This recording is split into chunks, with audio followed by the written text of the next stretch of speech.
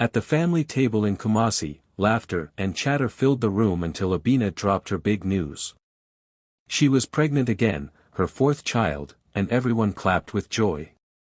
But then she added with a laugh, "Of course, Amma, my kids will stay with you now that space is tight." The whole table burst into laughter, as if it had already been agreed. Alma forced a smile, but inside her chest felt heavy. For years she had lived this same story, taking care of her sister's children as if they were her own. She had given up nights of sleep, promotions at work, and even her own savings to buy school supplies, all without complaint. Her parents praised Abina for building a big family, but nobody ever praised Alma for holding everything together. She was the silent hand that made life easier for everyone else, and she was tired. That night she lay awake, staring at the ceiling, replaying every sacrifice she had made. This time was different. The idea of raising yet another child that wasn't hers felt like the final straw. Abina wasn't asking, it was a command disguised as a joke. Alma realized if she stayed quiet, her life would never belong to her again. Something in her shifted. For the first time, she thought about what it would look like to say no, not in whispers but in a way that no one could ignore. And once that thought took root, there was no turning back. Alma sat quietly that evening, but her mind would not rest. Memories came back to her one after another, as if the years were playing like a movie in her head. She remembered the countless nights when she held a crying toddler in her arms, rocking them until the sun came up, while Abina slept peacefully in her own bed. She remembered rushing home early from work to cook dinner, help with homework, and make sure the children were bathed before bed. Nobody asked if she was tired. Nobody cared if she had her own plans. Her life was built around other people's children, and she had accepted it because she loved her family. But love was beginning to feel like a trap. She thought of the money she had poured into them. Each school term, when her sister and her husband fell short, it was Alma who pulled money from her savings to buy books, uniforms, and even food. She had dreams once, dreams of building her own business, maybe traveling, maybe even starting her own family. But each time, something came up, and those dreams were pushed aside. Abina was praised for being a mother of 3, now 4. Their parents clapped for her, called her blessed, and reminded everyone how important it was to have many children. And Alma? She was the shadow in the corner, the one who made sure everything actually worked, but no one ever said thank you. What hurt most were the moments she lost for herself. The promotion at work she quietly turned down because late-night babysitting left her too tired to take on more responsibility. The friendships she let slip away because she could never make time to go out. The suitor she once liked who stopped calling after she cancelled on him again and again. Everything she had given up had been swallowed by silence. She never complained, but the cost was written all over her life. Now Abina was announcing her 4th pregnancy as if Alma's sacrifice was nothing but a guarantee. She didn't even ask, she simply declared that the children would move in with Alma, as if her house and her life existed only for that purpose. The laughter around the table stung like knives. It wasn't funny. It was cruel. For the first time, Alma didn't just feel tired, she felt angry. Angry at Abina for taking her for granted. Angry at her parents for pretending not to see. Angry at herself for letting it go on this long. Something deep inside her cracked open. She realized this wasn't love anymore. It was exploitation dressed up as family duty. She could no longer pretend it was fine, no longer hide behind silence. If she said nothing, her entire future would be stolen piece by piece, until she had nothing left of her own. That night, as she lay in bed with her eyes wide open, Alma knew one thing with absolute certainty: this time, she was going to fight back. Alma's phone buzzed one morning, and when she picked it up, she froze. It was a long message from Abina, written like a checklist. Put the boys' clothes in the top drawer of your room. Keep the girls' things in the suitcase until I bring more next week. For meals, make sure they eat banku at least twice a week, don't let them eat too much rice, it makes them restless. I'll send the school forms soon, just take them to register. Also, remember to pack their lunches early. Alma scrolled in silence, her eyes widening with each line. It wasn't a question. It wasn't a request. It was a command. Before she could even breathe, another text arrived. Oh, and make sure they sleep by 8 p.m. Don't let them watch too much TV. If they get sick, you know the clinic to take them to. Alma's fingers trembled as she held the phone. She read the words again and again, and her chest grew heavier. It was as if her sister had written a manual for a maid, not a message to her own sister. Alma sat on the edge of her bed, staring at the screen until her vision blurred. Was this her life now? Was this how they saw her? Not as a woman with her own dreams, but as the free babysitter they could order around forever. Her mind raced back to the dinner table, to the laughter that dismissed her feelings as if they didn't matter. Now here it was in black and white, proof that they weren't joking. They truly believed her life belonged to them. A wave of anger surged through her body, stronger than anything she had ever felt before. She thought of all the times she had stayed quiet to keep the peace. All the time she had smiled while swallowing the pain. And now, it had come to this, Abina dictating her future as if she had no voice. Alma's phone buzzed again. Another message. You'll need to adjust your schedule, but you're good with the kids. You'll manage. That line cut deeper than any of the others. You'll manage. As if her feelings, her time, her career, and her future were irrelevant. As if she was nothing but a vessel to carry other people's burdens. She wanted to scream, but no sound came out. Instead, she dropped the phone on her bed and buried her face in her hands. That moment was different. Something inside her snapped, but not in a way that broke her, it woke her. She understood that if she didn't speak now, if she didn't stand up for herself, she would be trapped in this cycle forever. Her 20s were already gone. Would she give her 30s too? Her 40s? No.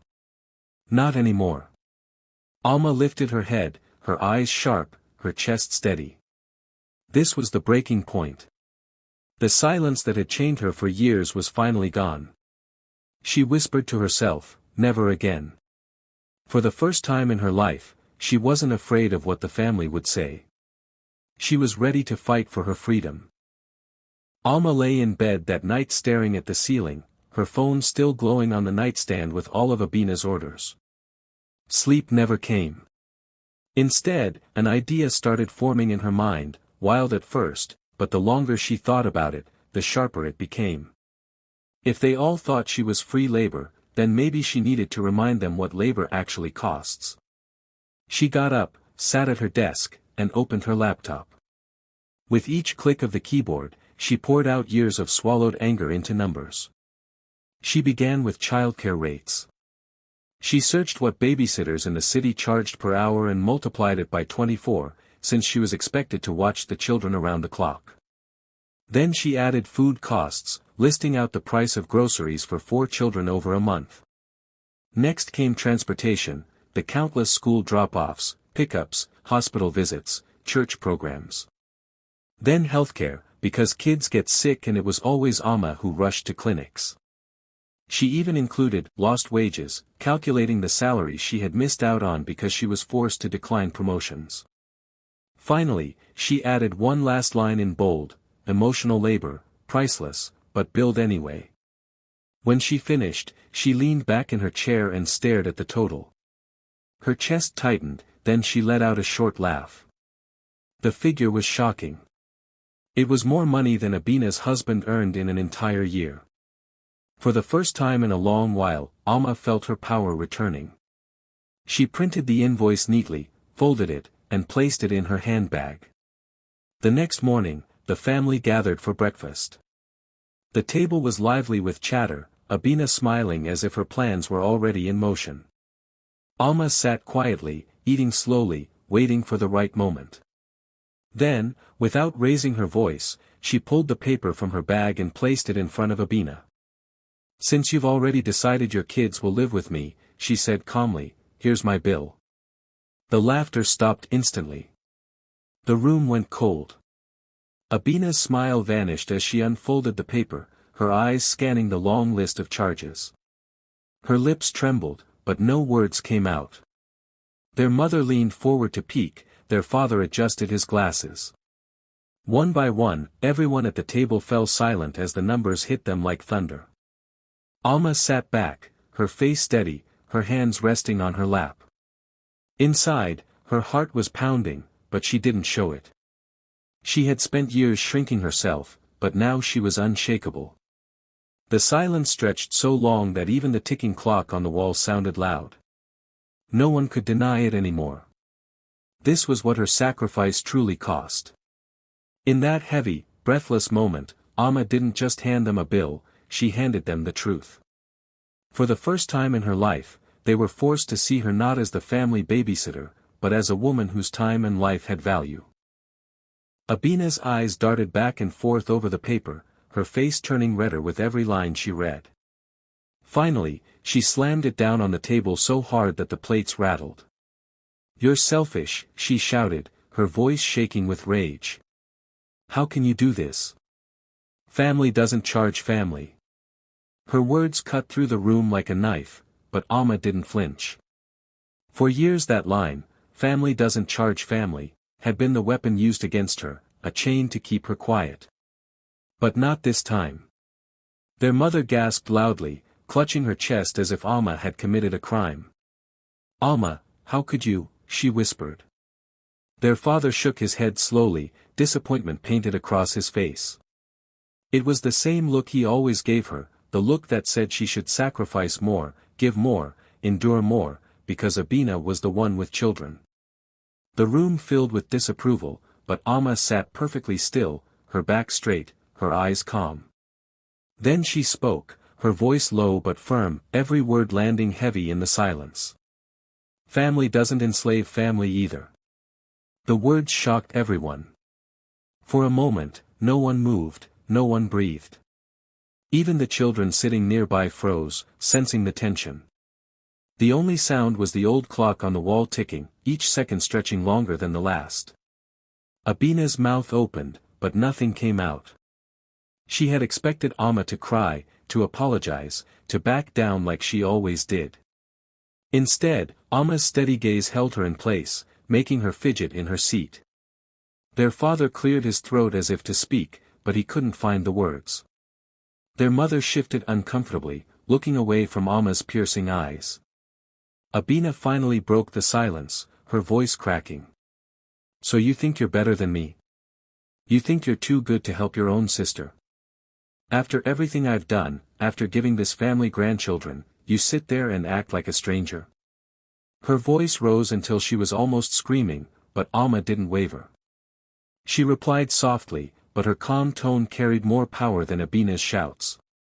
"I'm not your servant. I'm not your safety net. I'm your sister. And I deserve to live my own life." The words hung in the air like thunder. Abina pushed back her chair with a screech and stormed out of the room, muttering insults under her breath. Their mother began to cry, blaming Alma for tearing the family apart, while their father shook his head in silence. But Alma didn't feel guilty this time. She didn't feel small or weak. Instead, she felt an unfamiliar strength rise inside her, steady and unbreakable. The battle everyone thought they would win with guilt and shame had just flipped. For the first time, Alma wasn't the one carrying the weight. She had dropped it right back into their laps. And no matter how much noise they made, she knew one thing with absolute certainty: she was finally free from their control. Abina stormed out of the dining room, her slippers slapping hard against the floor as she shouted over her shoulder, "You're heartless, Alma. Completely heartless." The door banged behind her, but her angry voice still echoed in the house. Their mother was still wiping her eyes, muttering about family unity, while their father sat frozen, his fork untouched, staring at the folded invoice in front of him. The room was heavy, but for the first time, Alma didn't feel crushed under the weight of it. She felt something shifting, something that had been waiting to break free for years. By evening, word had already started to spread. In families like theirs, nothing stayed quiet for long. Cousins, aunties, uncles, everyone heard about the scene. At first, many rushed to Abina's defense, saying Amma had embarrassed her sister and disrespected the family. But as details of the invoice leaked out, whispers started to change. People began to ask the question Amma had been afraid to raise for years: was she right? Had they all been using her for too long? Some remembered the times Amma had missed parties, weddings, and even funerals because she had to stay home with Abina's children. Others recalled how often she dipped into her pocket whenever school fees were short. The same people who once praised Abina for being fruitful now began to admit quietly that Amma had carried the real weight. It was like a veil had been lifted, and the truth was finally plain for everyone to see. The most surprising moment came from their father. He had always been Abina's biggest defender, always brushing off Amma's silence as duty. But now he sat across from her at the table, holding the paper with shaky hands. His voice was low, almost broken when he asked, "Amma, is this really how much we've taken from you?" For a moment, Amma couldn't speak. Her throat tightened, because those words were the very recognition she had craved all her life. She nodded slowly, her eyes steady, though her chest trembled inside. Their mother tried to argue again, saying, "But family sacrifices for each other." This time, Amma answered with calm strength. "Yes, Mama. Family sacrifices. But sacrifice is a choice, not a command. What I've done all these years wasn't sacrifice, it was slavery." The words stunned the room. No one had ever dared to call it what it was. That night, extended family calls and messages kept flying. Some scolded Amma for being bold, but many more quietly admitted they admired her courage. Even those who didn't agree couldn't stop talking about it. For once, the story wasn't about Abina and her children, it was about Amma, the sister who had finally stood her ground. And as Amma lay in bed, the silence around her felt different. It wasn't the silence of being ignored. It was the silence of people finally realizing the truth. The power had shifted, and this time, it was in her hands. The house was still buzzing with tension from the night before, but Amma felt strangely calm. For the first time in years, she wasn't weighed down by guilt. At breakfast, the family tried to press her again, their voices sharp, their faces lined with disappointment. Her mother sighed heavily and shook her head, while her father sat in silence, staring into his tea. Everyone seemed to expect Amma to crumble under the pressure, to take back her words and apologize. But Amma only sat taller, her back straight, her voice steady. She wasn't the same quiet woman they used to silence. "I've already invested in my own future," she began. Her words cut through the room, forcing everyone to look at her. "I've been saving for years, even when I was tired and broke. I've started a small business on the side, and it's growing. I have my own dreams, my own plans. I won't spend my life raising children that aren't mine." Her tone was calm, but it carried a weight that none of them could ignore. Abina, who had returned after storming out, scoffed loudly. "Dreams? Plans? Don't be ridiculous. Family comes first, Amma. You'll see, your business won't last, but children are forever." She said it with the confidence of someone who had always been protected, always believed she held the power. But Amma didn't waver. She took a slow breath and then delivered the blow no one expected. "I've already signed a lease for my own apartment across town." The words dropped like stones in the silence. Her mother's spoon clattered against her bowl. Abina's jaw fell open. Even her father looked up sharply, surprised. Amma continued, her voice calm but firm.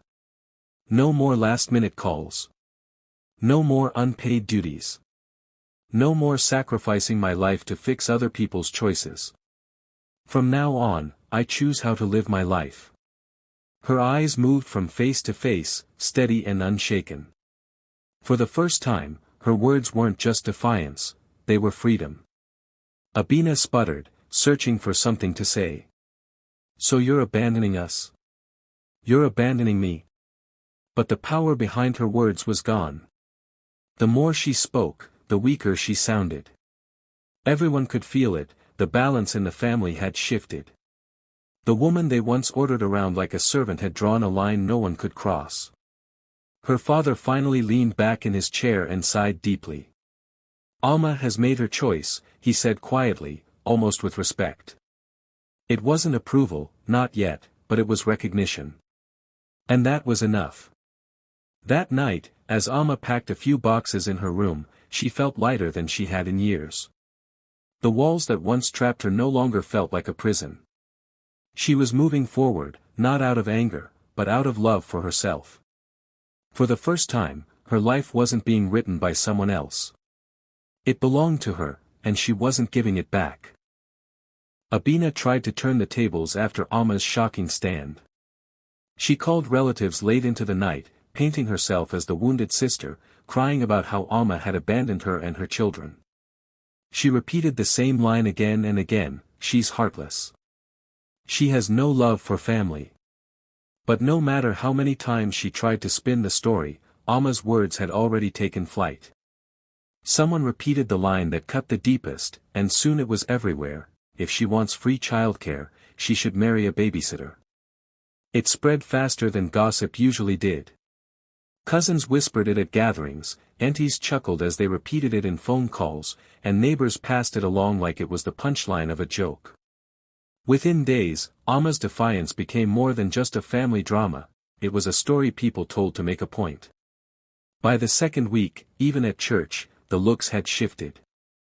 People no longer admired Abina for having so many children, instead, they started shaking their heads, questioning how fair it had been to dump her responsibilities on her younger sister for so long.